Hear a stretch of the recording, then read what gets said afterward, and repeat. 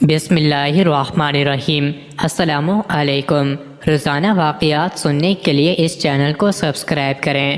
حضرت نوح علیہ السلام کی عمر تقریباً 950 سال تھی۔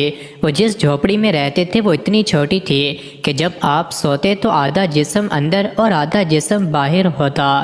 جب حضرت اسرائیل علیہ السلام روح قبض کرنے آئے تو پوچھا، آپ نے اتنے سال اس جھوپڑی میں گزار دیے، آپ چاہتے تو اچھا گھر بنا سکتے تھے۔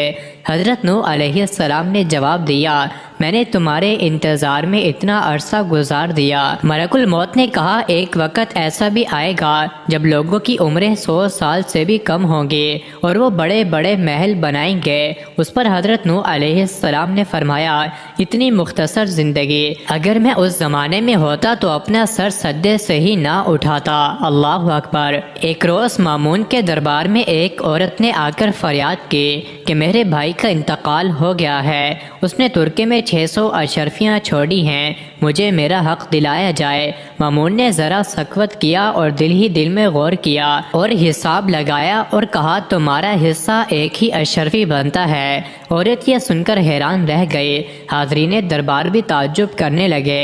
ایک عالم نے پوچھا، کیوں اور کس طرح یہ ہو سکتا ہے؟ مامون نے کہا، متوفی کی 2 بیٹیاں ہوں گی، 600 میں سے 2/3 یعنی 400 اشرفیاں ان کا حق ہے، ایک والدہ اور ایک بیوی ہوگی، والدہ کا 6واں حصہ ہوتا ہے، 100 اشرفیاں والدہ کی ہوئیں، 8واں حصہ بیوی کا ہوتا ہے، 75 اشرفیاں بیوی کو ملیں، صرف 25 اشرفیاں بچیں۔ متوفی کے 12 بھائی ہوں گے، یہ 25 اشرفیاں بھائیوں اور ایک بہن میں تقسیم کی جائے گی۔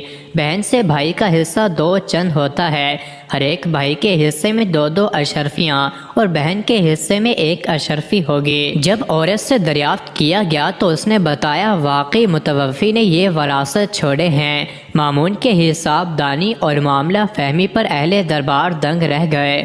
مزید ایسے ہی ویڈیوز کے لیے چینل کو ضرور سبسکرائب کریں۔